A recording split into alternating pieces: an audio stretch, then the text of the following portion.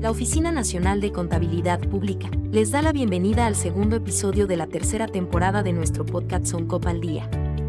En este episodio contamos con la participación de dos destacados profesionales, la licenciada Liliana Romero, directora de Procesos, Normas y Sistemas Contables, junto al especialista Eduardo Araujo, con amplia experiencia en el sector público y quien además forma parte del equipo de instructores del diplomado de NIS. Ellos abordarán el tema: Estados financieros consolidados, estrategia integral del Estado para evaluar la gestión económica en el fortalecimiento del patrimonio público.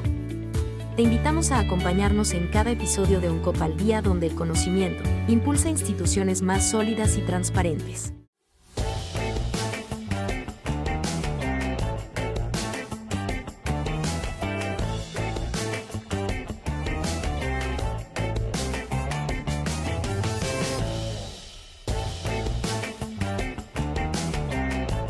Hola a todos, bienvenidos a un nuevo episodio de ONCOP al Día, en el que desmenuzamos información importante sobre el sistema de contabilidad pública, la transparencia y la rendición de cuentas.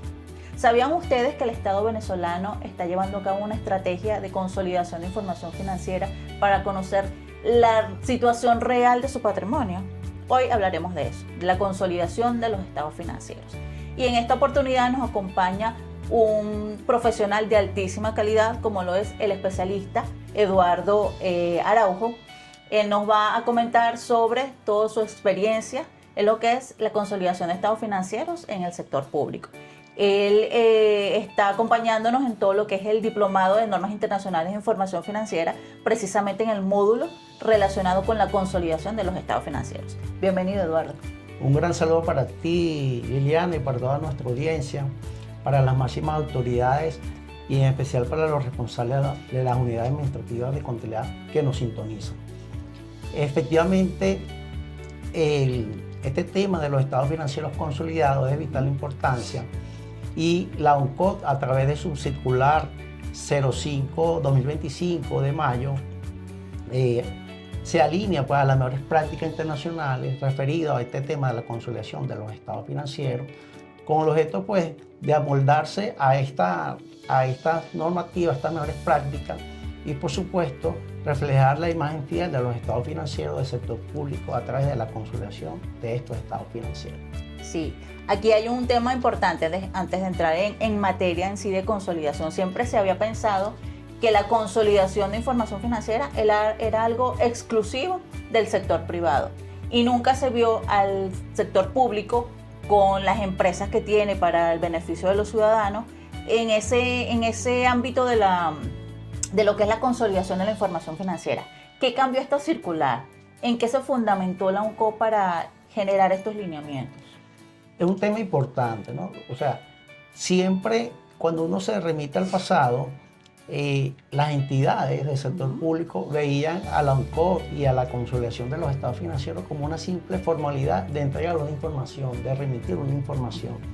Pues lejos de eso, la ONCOP, basado pues, en la Ley de Sistema Financiero del Sector Público, de Administración Financiera del Sector Público, artículos 130, 131, 132, ha venido fortaleciendo pues, estas funciones y ha emitido una circular número 1, la presentación de estado financiero, en donde pues, le da carácter formal, ¿verdad? Y exige pues, una mayor transparencia de la presentación de los estados financieros y de la forma en que deben consolidarse estos estados financieros, evidentemente para amoldarse a las mejores prácticas internacionales. Exactamente, eso entonces nos hace ver que no es un simple capricho normativo, que la ONCOP tiene la atribución legal de unificar, centralizar para poder generar estados financieros consolidados. Y entonces estamos ante un mandato legal con libertad plena para este órgano rector establecer lineamientos específicos para los entes descentralizados, en este caso el tema de consolidación, para los entes descentralizados con fines empresariales, en los que la República tiene una participación mayor al 70%, al 50%, perdón. Es así, las mejores prácticas de consolidación de estado financiero lejos de ser una exigencia en una regulación, es una exigencia y una necesidad de un lenguaje común universal en todos los países del mundo. Y evidentemente Venezuela ha entrado en ese lenguaje universal a través pues, de las resoluciones de la ANCOT, y precisamente este lenguaje universal basado en las mejores prácticas, en la NIC 10, Norma Internacional de Información número 10, en la Norma Internacional de Contabilidad del Sector Público, el número 35, la ONCO, a través de su resolución de mayo de 2025, busca pues, estandarizar este lenguaje común aquí en Venezuela.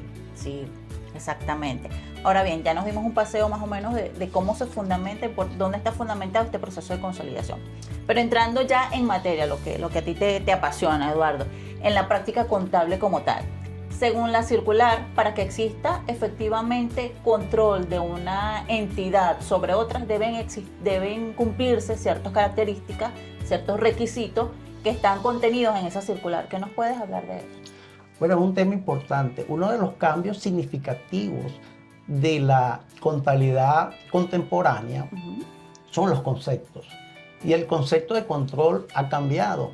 No se trata de tener una participación accionaria significativa para tener influencia en las decisiones de la compañía. Lejos de eso, hay tres elementos importantes, que es la capacidad para afectar o influenciar las actividades relevantes de la compañía. Y el derecho que se tiene sobre los rendimientos que pueden ser financieros y no financieros de la compañía, o sea, los resultados financieros. ¿Verdad? Y la capacidad que se tiene para ejercer poder sobre las decisiones que generan el derecho sobre esos rendimientos. Estos tres elementos es un cambio significativo, no solamente en las normas venezolanas, sino también en las normas universales. Entonces, esto es importantísimo, estos tres elementos, como concepto de lo que es ahora el control. Ok, analizando de forma rigurosa esta información, entonces hay un aspecto que rompe paradigmas, o sea, no solamente tengo control si tengo mayoría accionaria. Se puede dar el caso entonces de que tengo el 30 o 40% de participación accionaria, sin embargo, tengo injerencia o tengo incidencia en lo que son las actividades operativas y las actividades financieras, entonces eso me genera control sobre mis controladas, valga la redundancia. Y por el contrario, si tengo el 100%, el 90% de la participación accionaria, eso no me garantiza, o bueno, no sería tan grande el porcentaje, 60-70% de participación accionaria, eso no me garantiza que tenga control. Porque esa persona o esa entidad que pueda tener el 30% de diferencia puede tener incidencia financiera o operativa y tiene el control de la empresa. Efectivamente es así, Liliana. El hecho de que podamos tener una participación accionaria significativa, no necesariamente debemos consolidar los estados financieros. Y pudiera darse el caso de que tengamos una participación de un 20 o un 30%, y sí debemos consolidar los estados financieros. Es importante lo que es el concepto de control y los tres elementos que intervienen en este concepto. Correcto. Si nosotros profundizamos un poquito, en Venezuela se dio una gran controversia y es un tema de índole universal. Y vimos el caso nosotros con nuestras principales industrias petroleras, Correcto. el caso de Citgo y el caso de Monómeros, en donde tradicionalmente veníamos consolidando esas compañías, ¿verdad? A través de las respectivas entidades que las representan, pero allí en principio teníamos control, pero a su vez no teníamos control. Pero fue un hecho inédito que sucedió por cuestiones políticas que de alguna manera nos limitaron el control, no por los tres elementos, sino por un tema, vamos a decir, legal, un tema de país que ocurrió entre dos países. Y allí se generó un tema de que si teníamos o no control. Es un caso que todavía se sigue en estudio, ¿verdad? Pero ahí se está analizando el tema de control sujeto a estos tres elementos que intervienen en el concepto. Eso lo vamos a hablar más adelante cuando hablemos de la pérdida de control, que es un aspecto importante. Pero ahora bien, ¿qué obligación tienen, por ejemplo, las entidades que son controladas? ¿Qué deben hacer ellas ante su entidad controladora? Bueno, en principio, aparte de tener políticas contables comunes, en el caso venezolano es importante cumplir con las regulaciones que establece la ANCOR en cuanto al envío de información oportuna, con la calidad esperada y con las técnicas que se requieren. La información que se envía a la ANCOR evidentemente debe fluir de la mejor manera y en los tiempos establecidos. Ok, ¿y qué sucede si yo como entidad controlada no remito la información o remito información a mi controladora, pero esta es inexacta o está incompleta? La potestad de enviar información incorrecta no es una opción. Lo importante aquí es notificar qué ha pasado, qué limitaciones ha habido en el envío de la información, en la consolidación de los estados financieros. Y por supuesto, la ANCOR debe evaluar y aprobar esta situación, y en todo caso, bueno, deben hacerse las notas correspondientes en los estados financieros. Y yo diría que lo importante es, lejos de buscar situaciones que impidan la correcta consolidación de los estados financieros, del envío de la información a la ANCOR, lo importante aquí es que hay que entender que esto forma parte de las mejores prácticas, que la consolidación de los estados financieros es la necesidad de un lenguaje común, no es buscar limitaciones para no reportar, porque al final este lenguaje común es lo que nos garantiza la imagen fiel de los estados financieros. Así es. Tienes toda la razón en eso, Eduardo, y por eso se hace un llamado a las entidades a presentar información de forma oportuna ante sus controladoras para que éstas puedan hacer la consolidación correspondiente y remitir su información ante la ANCOR. Ahora bien, conversábamos antes de la pérdida de control. ¿En qué procedimientos, si se quiere, contables, debe llevar a cabo una entidad cuando pierde el control sobre alguna de sus controladores? Bueno, es importante esta pregunta, identificar realmente si efectivamente hay una pérdida de control sujeto al análisis de los tres elementos que conversamos. Una vez identificado que efectivamente hay una pérdida de control, por supuesto hay que darle de baja los activos pasivos en los estados financieros, reconocer cualquier efecto en los resultados de la compañía, por supuesto, al valor razonable, ¿ok? Y otro asunto importante es que se siga pues utilizando un sistema robusto de información, de reporte de estos estados financieros, que evidentemente para estos efectos tiene la ANCOR. Ciertamente, desde el año 2025, los entes descentralizados funcionalmente con fines empresariales están obligados a remitir su información financiera a través del sistema de registro de estados financieros, SIRREF. Y efectivamente, nosotros de alguna manera hicimos adecuaciones en esta herramienta informática de alguna manera para facilitar a nuestros sujetos regulados, en este caso los con fines empresariales, para remitir su información financiera. Y uno de los aspectos que de alguna manera cada ente, cuando va a hacer la presentación de sus estados financieros, el sistema le pregunta, ¿va a presentar estados financieros consolidados o separados? Entonces allí la entidad controladora, como va a presentar o como debe presentar estados financieros consolidados, pues marca estados financieros consolidados y el sistema le va generando una serie de módulos diferentes a las personas, a las entidades que reportan estados financieros separados.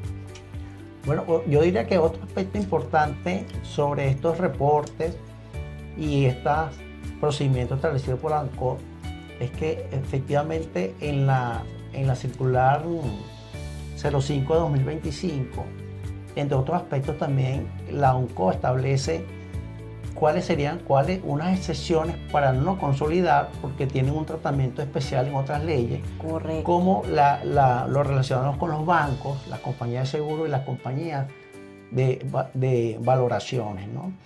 Y algo importante que tienen estas compañías sujetas a otras leyes, que recomiendo que lo podamos revisar, es que estas compañías regidas por leyes especiales tienen un sistema inclusive más robusto, porque exigen estados financieros auditados, y eso le da una mayor confianza a esta consolidación de los estados financieros. Sí, eso es algo importante. También es bueno acotar que estos lineamientos establecidos a través de la circular 05 del año 2025, de alguna manera para los entes territoriales, es decir, los estados, los distritos y los municipios, se prescriben de manera referencial. Bueno, ya vamos llegando a lo que es el cierre de lo que es este podcast que estamos compartiendo con ustedes, y queremos dejar un mensaje bien claro. La consolidación de los estados financieros es una estrategia que ha de alguna manera impulsado el Estado venezolano a los fines de poder tener claridad en lo que es el patrimonio que efectivamente tiene, tomando como las palabras de Eduardo, la representación fiel de lo que tenemos en los estados financieros, nuestros activos, darle el valor real a todo lo que son los activos de la nación.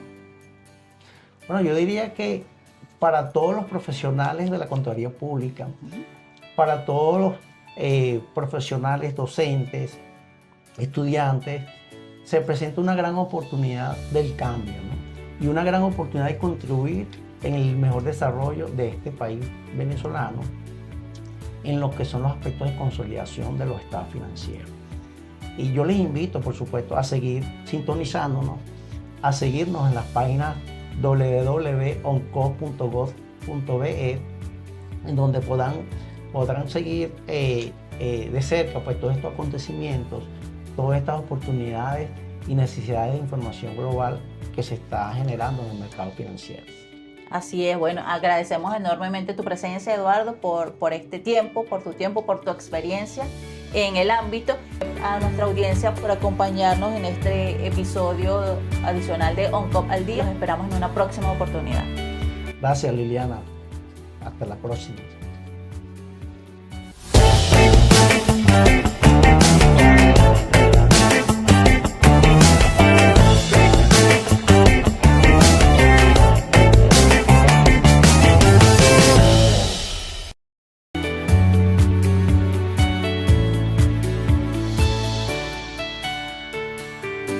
Agradecemos a nuestros invitados de hoy por su valiosa participación y a ustedes por acompañarnos. Los esperamos en el próximo episodio del podcast OnCop al Día, donde abordaremos una temática de gran interés para su desarrollo profesional. No olviden seguirnos por nuestras redes sociales.